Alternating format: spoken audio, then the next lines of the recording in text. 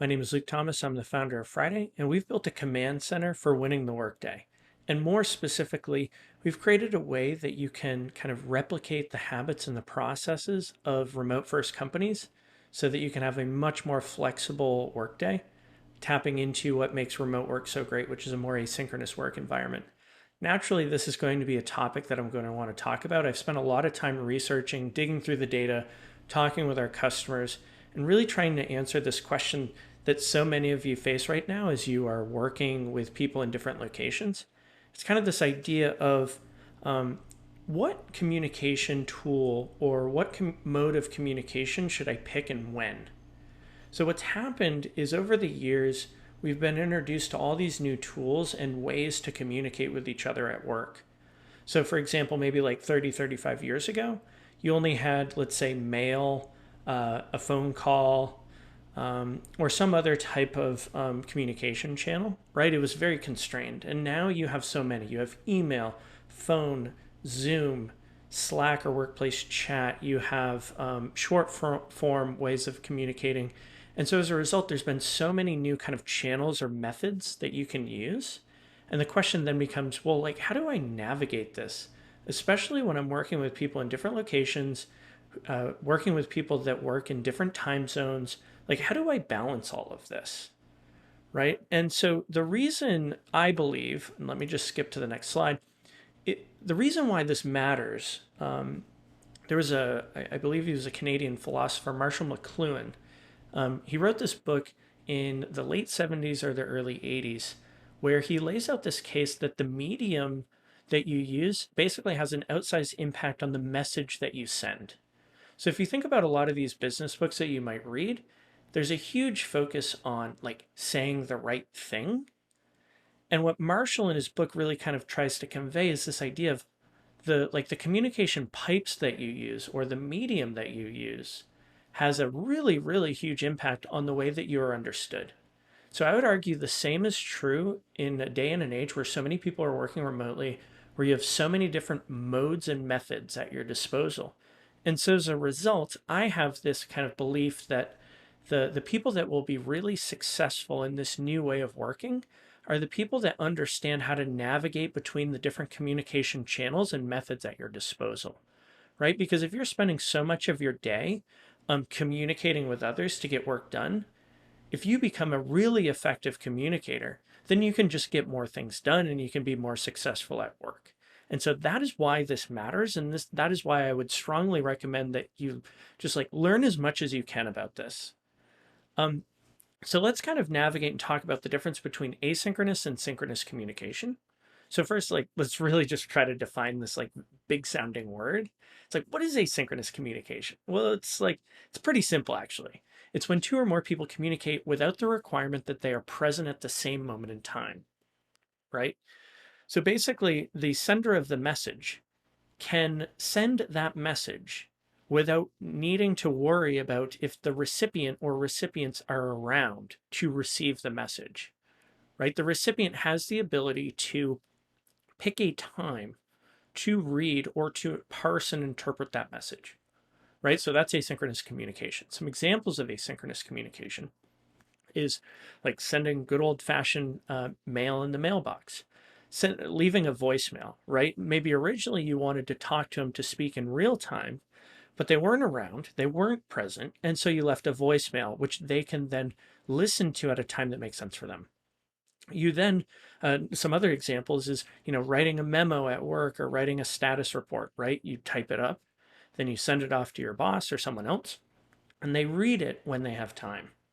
Another one is conversing in some type of like internet forum, right? So imagine threads or like, Facebook comments on some type of post.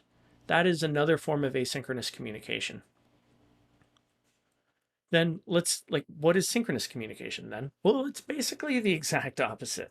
It's when two or more people communicate in a way that requires the presence. So the sender of the message and the recipient of the message need to be present at the same moment in time.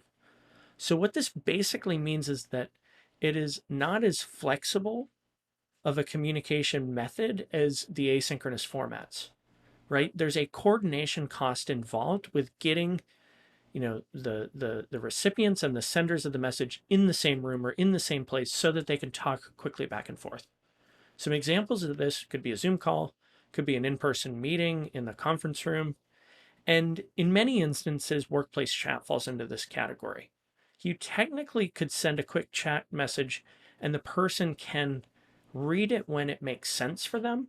However, there is a kind of this built-in expectation in these tools that you respond right away, right? And so workplace chat kind of like straddles between both of them, which can be frustrating at times. Because if you send a message and like there are some messages where it's like really important that someone responds, and there are some messages where it's not as important. And when you confuse and mix both of those together, it creates these expectation gaps, basically. So let's talk about like what are like the superpowers of each mode or format. And so this may be a really lame analogy, and I'll kind of try to like explain it a little bit more here in a second. But I think about asynchronous communication as it's like communication that is instantly stored on like a hard drive, right? And so for those who are unfamiliar with how computers work, a hard drive is a place to like store information for a long period of time that you can access it, much later, right? Then you have this other part of a computer which is called RAM, and I might butcher kind of some of how it works, but basically it's a way of processing um, uh, it's a way of processing information on the fly, and oftentimes you send information over into the hard drive. But RAM is kind of this idea of just like it's stuff that you're doing immediately. And so I think about asynchronous and synchronous communication in a similar way. Each mode has different superpowers, and each mode has certain downfalls. So if I think about asynchronous communication, what are its superpowers? When should we lean into this mode of communication? Well, the first is that it is revisable. And what that means is that if I write you an email, I have the ability to, hit the backspace button on my keyboard and revise the message to try to make it a bit more clear, right? So I can add bullet points, I can change it into a paragraph, right? I can revise that message before I click send. That does not exist in real time. The second is that it persists by default. This means it's automatically kind of like saved to the hard drive. So once again, if you've ever used a computer before and you've used like Microsoft Word and you forget to save and your computer accidentally shuts down, like that was not saved. It did not persist in the hard drive. And so the benefit of asynchronous communication is that it persists by default. It's kind of just baked right into the cake. The third is that it's multi-threaded, which basically means that you can communicate with multiple people, not necessarily all at the same time, but like if people were to send you 3 emails at once, like you can technically receive those messages all at once without becoming like super overwhelmed. The fourth is that it's more scalable, right? So if you think about a meeting, let's say, if you think about the communication that happens in that meeting, if if there is not an artifact or a recording or something is written down, the communication basically kind of like dissolves and is gone forever at the end of that meeting, right? So you have two people and they're chatting and then they leave and boom, there's like no record of it. Whereas asynchronous communication can be more scalable, right? If I write something down, I can share it with other stakeholders long after the meeting occurs. So these are the superpowers of asynchronous communication. On the flip side, like asynchronous communication is not perfect. So when should you have that real-time conversation? What are the superpowers of a synchronous conversation?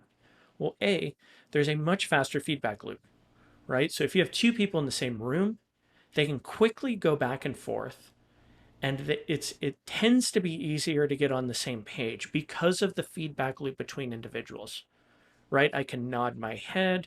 I can say, yeah, that makes sense. What about this? What about that? So there's a faster feedback loop between the sender and the receiver. The second is that there's more data, right? And so as you watch this video, you're looking at basically a PowerPoint. You might be watching my face. You might be hearing my tone of voice.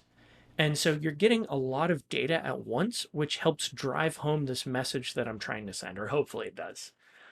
So there's more data that you can interpret versus a more traditional asynchronous or written form of communication, right? Because you have to read it. And like, if I shoot you a text message, it could probably be misunderstood a lot easier than if I were to just say it in person. It's because it's lacking the data and the richness.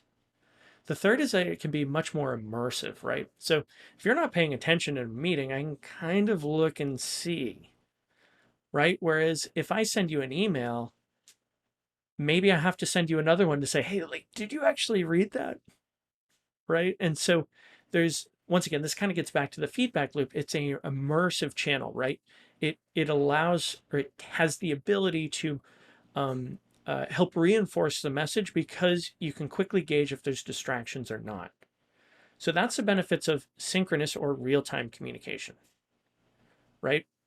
And so then the next question is like, how do you pick the right tool for the job at hand, right? And this is less about like picking the exact tool. We'll get into that in a second, but it's more about like, what are some frameworks that I can use to pick the right communication tool, like mode of communication for the job that I'm trying to perform? And once again, to get back to an original point I made earlier, the medium is the message. So this, once again, the picking the ideal channel has an outsized impact on how you'll be understood by other people when you're working. So based on the research that I've done, there's kind of like, here's some helpful rules of thumb. The first is use asynchronous communication to convey facts and information, right? So there's not a lot of ambiguity. It can, like, if I share stats with you, those are pretty straightforward, right? So use asynchronous communication to convey facts and information, and use asynchronous communication to help establish context for richer in-person interactions. So for example, if you think about a weekly staff meeting, you could use asynchronous communication, like a written update, share the facts and information before you have the meeting to establish context so that you can have a more effective meeting, right? Because the context or the foundation for the conversation has already been laid. So think about asynchronous communication as conveying facts and information. For synchronous, think about that as converging around shared meaning, right? So it's this process of kind of like negotiating between people to arrive at some type of shared conclusion about a topic. So I would recommend like have those real-time conversations at work to build better relationships, to get on the same page, maybe use it to do some whiteboarding, and get it to like build that consensus, right? So synchronous is for converging. It's this negotiation of sorts. So this is the last slide, or the second to last slide. This is not a perfect 2x2 grid, but here's how I would encourage you to think about it when it comes to the specific tools. Think about basically two key variables. First, you have relationship strength. How well do you know the person that you're talking to? And then the second variable is, what is the nature of the conversation? Is it clear? Is it unclear? Right? Is there ambiguity, or is it pretty straightforward? So the relationship, how well do you know the person? With communication, is the message clear, or is there ambiguity? So in the event that you have a strong relationship where you know the people that you're talking to and where the topic of conversation or communication is pretty clear, you should default to asynchronous communication. Write that email. Use a tool like Friday to share that daily stand-up or weekend update, right? If the relationship is pretty weak, like if you don't know the person well, think like first-time conversation, but the message is really clear and straightforward, use an asynchronous communication channel to coordinate, and then meet up in real life, jump on that Zoom call to get to know each other, right? So use the meeting as a way to build a better relationship so that the relationship can go from being kind of this weak relationship where you don't know the people to being something a bit stronger, okay? Then, now let's think about the communication and the clarity, the level of clarity in the conversation. So if you have a strong relationship with the people that you're communicating with, but the message is unclear, consider using some type of kind of quasi-asynchronous tool or a richer communication tool like Loom, right? So Loom allows me to share a screen recording. So the message is a lot crisper because because I can use a screen or I can point to something on a screen, and they're also hearing my voice, and they can record it and rewind and go back, right? Um, but in the event that that doesn't work, well, then maybe you should jump on a Zoom call. The same as can be true with tools like Slack, for example. So imagine like that quick back and forth in a workplace chat tool. That doesn't work. You're still not on the same page. Well, then jump into the meeting. Hold that real time conversation. The final grid or the final axis or quadrant is if you don't know the person and the topic of conversation is unclear, you should just default to having a meeting. I think about this as like if you're trying to raise investment, if you're a startup founder or someone like that, you're trying to raise investment or you're trying to like negotiate something difficult where there's a bunch of variables or it feels like people are kind of like each on like different wavelengths, hold the meeting, talk it out in real time, and you'll probably dramatically accelerate the outcome that you're trying to go after. And so, in a nutshell, this is how I think about the differences between asynchronous and synchronous communication. Hopefully, this makes sense. The last quick thing I'll share is if you have any questions, you can shoot me an email. I love chatting about this stuff, and I want to better present this information because, once again, I believe this is one of the most important things that you can learn in a world where communication is so important to your success at work, and also where you are working with people in different locations and you have to get better at picking the right channel for the job at hand. So yeah, shoot me an email, luke@friday.app. Thanks and have a great day.